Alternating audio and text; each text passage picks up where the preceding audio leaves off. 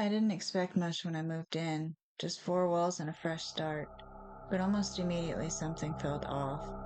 Not wrong enough to run, just strange enough to notice. And the more I unpacked, the more the apartment began unpacking itself, one secret at a time. I moved in on a Thursday. The sky was clear, and the air had that weird, almost summer feeling to it, and the street outside the building was quiet. It felt like a clean break. I'd left behind roommates, loud neighbors, a job I hated. This place, it felt like I'd finally leveled up. Just me, Elise, and peace. The apartment building itself was kind of forgettable. Pale brick, narrow steps, the kind of place that's nicer inside than it looks from the street. A row of buzzers, a flickering porch light. One of those faded no loitering signs that's been ignored for years. It didn't scream dream home, but it didn't scream haunted either, so win.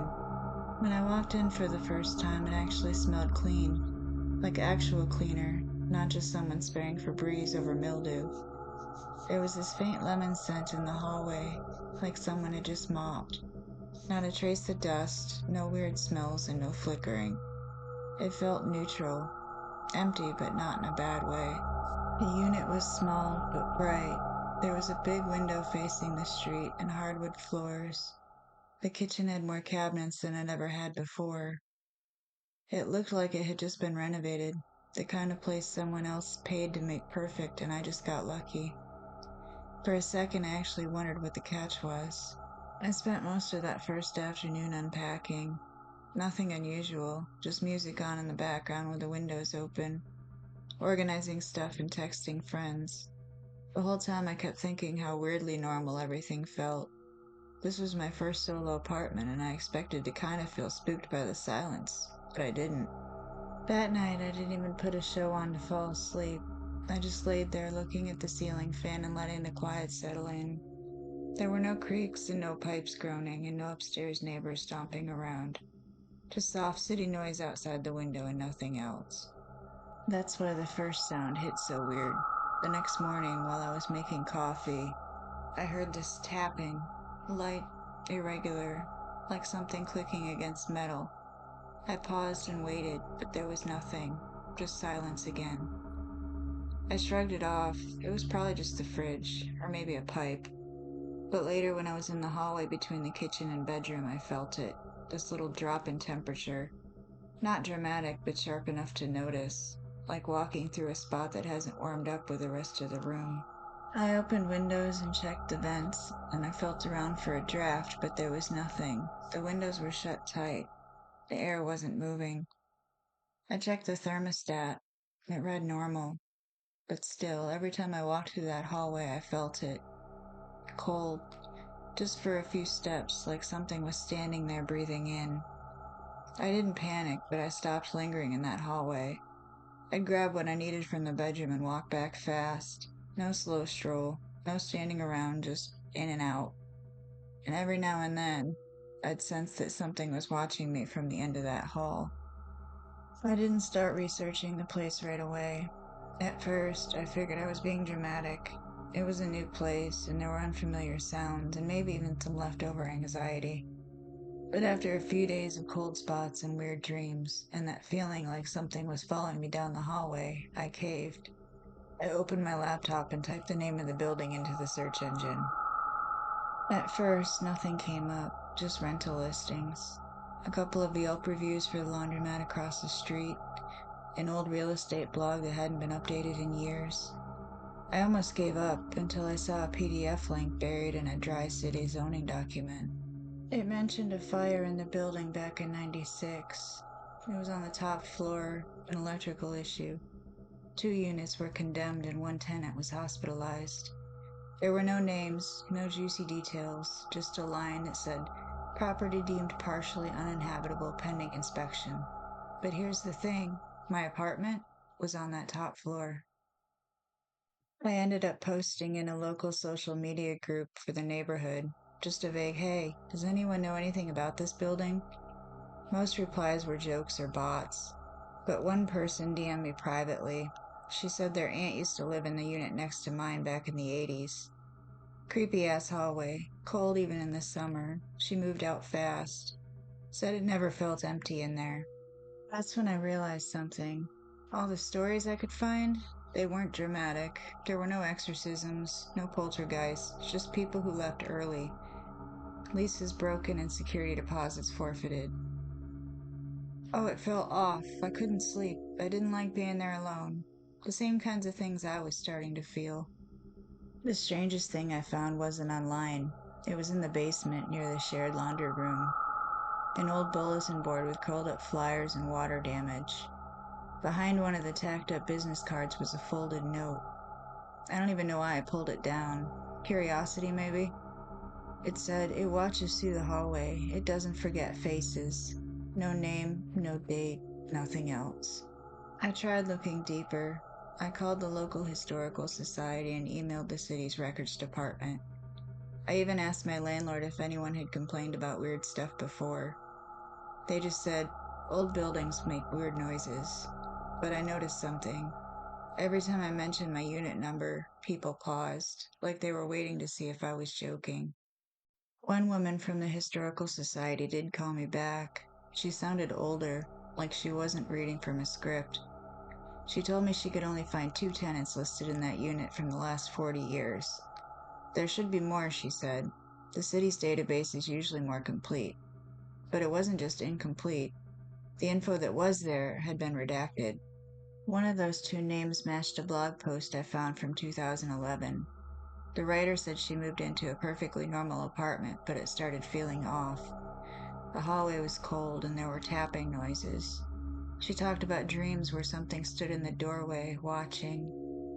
Her final post said she'd moved out suddenly. "I don't think it can follow me," she wrote.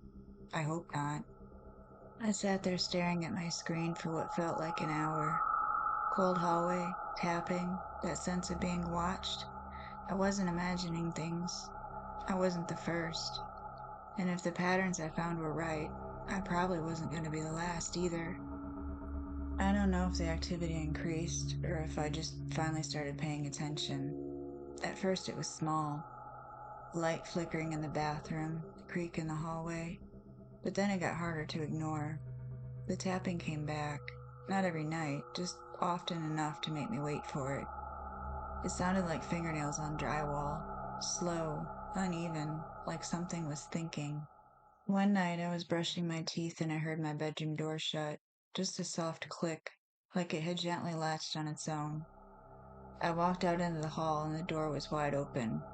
I stood there, watching it, but nothing moved. The second I stepped back into the bathroom, I heard it. This time it shut hard enough to rattle the frame. A few nights later, the lights started acting up. Not flickering, more like blinking, fast and sharp. Like a strobe that cut once and then vanished. It wasn't just one bulb either. The kitchen, the hallway, even my phone screen dimmed and snapped back up like it glitched. I filmed it once, but the footage just looks normal, except the audio. There's a soft click on the track, almost like breathing. The cold spot became something worse. It wasn't just cold, it pulled now, like the air pressure changed when I walked through it. I started keeping a sweater by the kitchen. Sometimes when I passed through, the hair on my arms would rise like I was being shocked. And every time I checked the thermostat, but it was still normal and still lying. I woke up one night and heard whispering. Not loud, not clear, but rhythmic, like a chant that was just under the range of understanding. I pressed my ear to the wall. Nothing. I stood in the hallway. Still nothing. But when I stepped into the cold spot, it got louder. I saw it once, in the reflection of my microwave door. Just a shape, darker than the rest of the kitchen, standing behind me. I turned fast, but nothing was there. I even took a photo, but it was just me. Except the microwave glass has a faint smudge where the head would have been. I started waking up at exactly 3:41 a.m. No alarms, no noise, just suddenly awake and freezing cold. Every single time I was lying on my back, which is strange because I always sleep on my side. And I always woke up staring at the hallway door. That door doesn't creak, but some nights it was open a little wider than it had been when I fell asleep. I started keeping lights on. I left my laptop open for background noise, and I slept with my phone flashlight ready under the pillow. I told myself it was just for comfort, but deep down I was scared. Not just of the activity, but that it didn't seem to want me to leave. The last thing that happened before I really started losing sleep, I saw it. Not a shadow, not a blur. It was standing at the end of the hallway, its head tilted and arms at its sides. It didn't move, but I swear I could feel it watching me blink. I didn't scream. I didn't run. I just walked back into my room, locked the door, and sat on the bed for the rest of the night. That was the first time I considered moving out, but by then, I wasn't sure if leaving would even help. I'll admit, I didn't want to believe anything paranormal was happening. Nobody moves into a place thinking, hey, I hope I get haunted. I wanted there to be an explanation, one I could Google, one I could fix, something boring. The flickering lights could be faulty wiring. It's an older building. Maybe they just cut corners during the last renovation. The thing is, I've had bad wiring before. It doesn't target you. It doesn't wait until you're alone to act up. The cold spots, maybe air pressure. I thought about that. Old vents, maybe sealed shut but not fully. Except it's only ever in the same place, same width, same intensity, like someone marking territory. The 3:41 a.m. wake-ups, sleep paralysis is a thing, but I wasn't frozen. I could move. And it wasn't a dream. I was awake enough to check my phone. And why always at 3:41? Why never earlier or later? Maybe I just let the stories get to me. I read too much, started seeing patterns. Maybe the cold spots and creaking floors were always there and I just didn't notice until someone said that unit feels off. Brains are good at filling in blanks, especially when we're alone. But then again, there are too many things I didn't imagine. The sounds caught on audio, the microwave reflection, the note in the basement. I didn't make those things happen. They were just there, like they were waiting for someone to notice. So what do I actually think? I don't know. I want to say it's all explainable. I want to believe there's a version of this where I'm just tired, anxious, and overworked. But sometimes the apartment feels aware, and I've lived in a lot of places. None of them ever felt like they were watching me back. I've had people tell me you need proof, but here's the thing. When you live with something strange long enough, it stops being about proof. It becomes about survival, about making peace with not knowing. I've lived here for almost 3 months now. Sounds haven't stopped. Cold spot hasn't moved. And whatever this is, it hasn't left. Maybe it's just a building. Maybe it's all in my head. Or maybe it's been waiting for someone who wouldn't run. If you've ever lived somewhere that didn't feel empty, tell me. Leave a comment, share your story. And if you want more true horror stories, subscribe because this probably isn't the last one I'll tell.